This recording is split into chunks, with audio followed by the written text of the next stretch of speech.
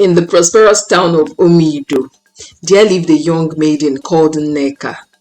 Nneka was barely 3 feet tall at 21 and was uneducated like many girls in the villages. The community priest said Nneka was the first dwarf of their people. During the many nights when the village held an event called the Maiden Dance under the moonlight, Nneka always made sure to look her best. As the maidens swelled their waists and moved around the fire, she would always dance so hard and passionately. It never mattered to Nneka that other maidens appeared like giants standing with her, or that the flames were so much taller than she was.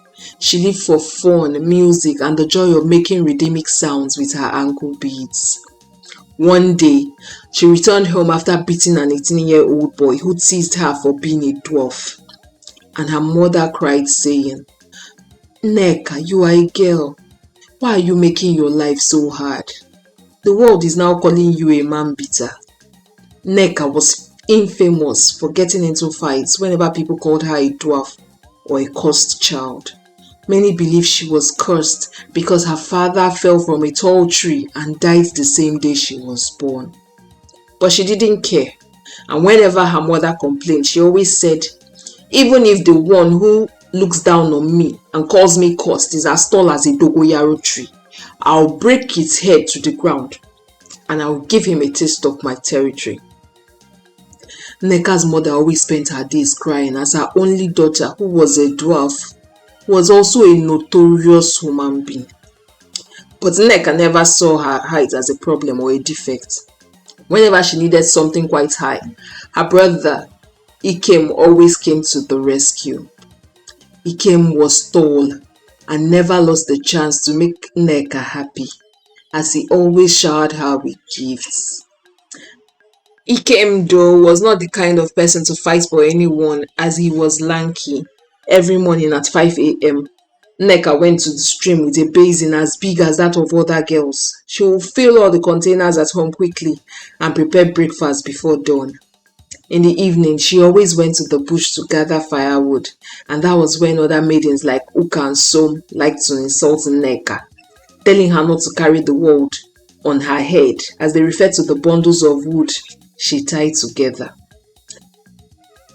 One evening, when Nneka had had enough, she sent them home to their parents with bruises.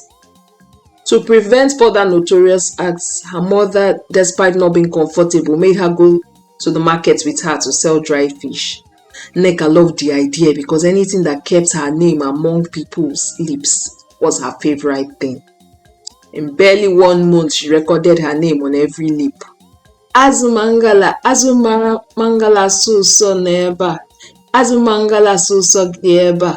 The sweetest dry fish in town is here, she screamed all day, calling on customers.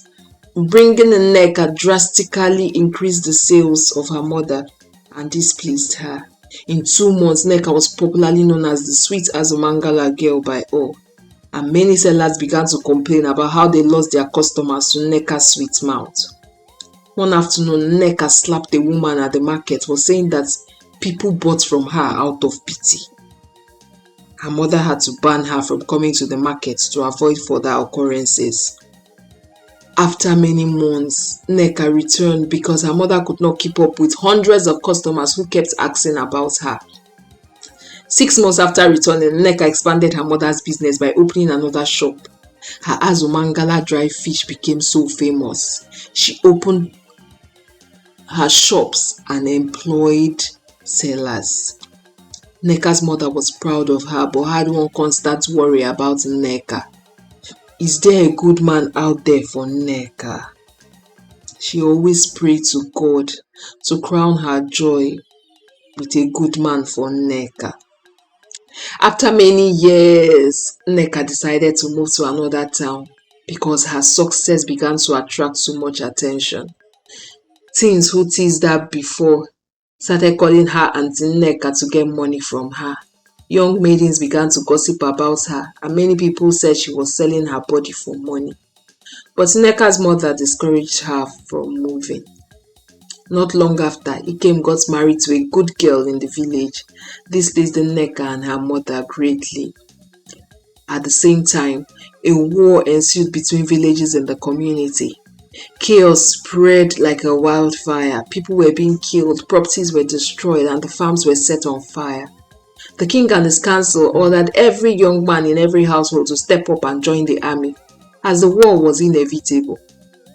They encouraged them, saying, "This is a fight for ourselves, our families, our children, and for our freedom." When the recruiters came to their house, Nneka's mother wailed, as did her daughter-in-law, who was heavily pregnant, because they knew sending Ikem to the battlefront was a death sentence. But Nneka stepped up and told the men, "I will go in place of my brother." The men found her statement hilarious, but one finally replied, "You are a woman, you are of no use in the battlefield. Why don't I combat with one of your soldiers? If I win, I will go, but if I don't, my brother will go with you." Nneka almost sent the soldier to an early grave as she beat him so terribly. This convinced them and she became the only woman to go to war. Her mother felt helpless with her decision. But Nneka said to her, "It will be told to all generations that I fought for my people." Life as a soldier was hard and demanding, but it served as a channel for Nneka to express all the emotions caged within her. She learned and excelled quickly. She shaved off her hair and fought with a strength that made many question if she was a woman. Even though she was terrified on her first day on the battlefield, her opponents looked down on her and ignored her like she was unseen. But this became her advantage. Her exploits and wins in battle spread far and wide, and all called her Nneka, the small and mighty warrior of Omido. Nneka won many battles for her people and eventually got married to a wealthy man from a distant tribe and later had 2 beautiful kids. To this day, a statue of Nneka has stood firmly in Omido for many generations.